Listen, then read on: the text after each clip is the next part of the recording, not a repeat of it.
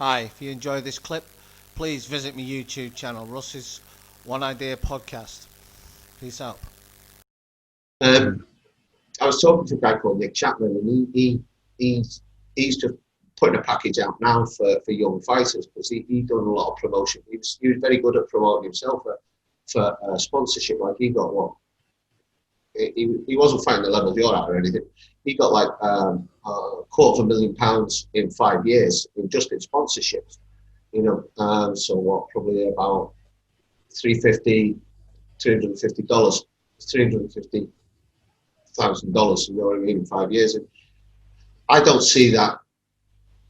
A lot of fighters pushing themselves in that market where they could earn a lot more. I heard you saying something about. Well, a lot of them don't know. Brands. Yeah, and that's what it is, brand building. That's that's what they need. I think that's what now I'm in retirement. That's another thing I'm planning on doing some work into is create a company that's based around brand building. How do you see that working? What's that? How do you see that working? What's the dynamic of that? Where you get a fighter, like bring him in as sort of like as a manager, or basically you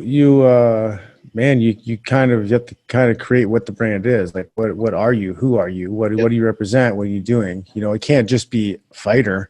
It can't be all it is. Are you a fighter from this country? Are you a fighter who plays the cello? Are you a fighter who teaches rumba classes? Whatever, what are those layers to you to promote out there, and then build from there with controlled social media posts, content creation, that type of stuff, and you basically build that brand up like a company, like a corner store. Like you recognize it, you see it, you understand it, the owner when you go in and you buy from it. So when that person starts to have sponsored products or affiliate sales type things or their own products that they can sell, then people are much more likely to buy from somebody they like. Yeah.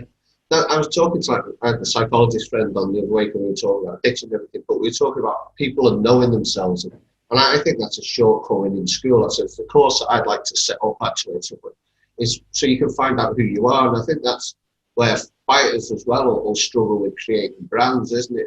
Is who am I? You know what I mean? When most people, part of the problem is our martial arts mentality, of who we are kind of in the sport. It doesn't allow us to express too much of that because we're supposed to be humble and whatever. Well, at the same time, this is show business. Yeah. So like you need to be, like a martial arts peacock. So like you got to find a way to balance your humbleness and respect or whatever as a martial artist, but strut your feathers at the same time. You've got to find a way to get that out there. Yeah. A lot of guys, I think, and that's something that I think I suffered from too, is like, you just want your work. You just want the fight to speak for itself.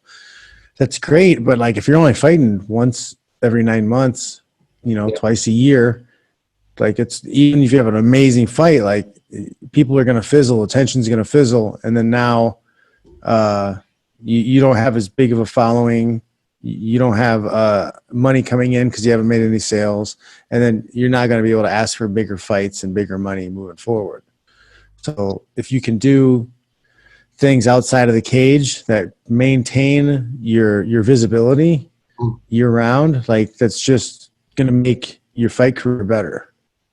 Yeah, like Sugar Sean O'Malley, he's doing a great job branding himself, isn't he? You know what I mean? He's just he's killing it on that brand side. You know what I mean? He could fight as well, unfortunately, with his last one, but he knew who he was and he knew what he wanted to be. You know what I mean? Which I think some of the finding that out for people is quite difficult.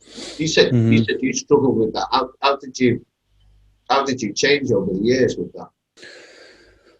Man, just you kind of have to let go of your ego investments about the way things should be, and you got to kind of accept how things are and work within the climate.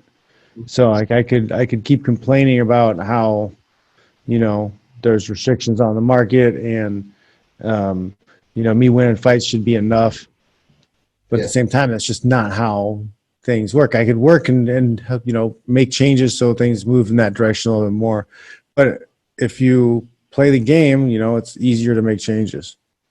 Yeah, you know, I see people who've got that natural ability in front of the camera, and it's easy for them. I don't think I'd be that person. I think I'd have to work at it. Well, a lot of it is finding out like what your story is, kind of, you know, and then once you can find it, like it's easier to tell.